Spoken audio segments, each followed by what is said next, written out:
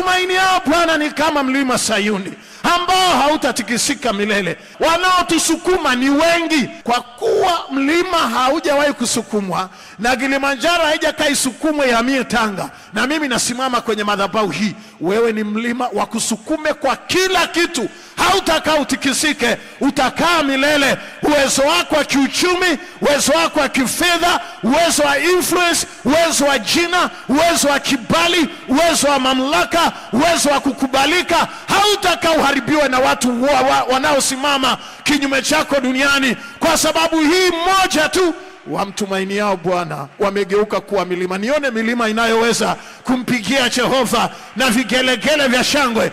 Iko wapi hiyo milima asubuhi ya leo inayosema mimi ni mlima? Hamtanisukuma kwa maneno, hamtanisukuma kwa uchawi, hamtanisukuma kwa fitina, hamtanisukuma kwa mauti, hamtanisukuma. Mlima, pigie Jehova na vigelegele vya shangwe. Hallelujah!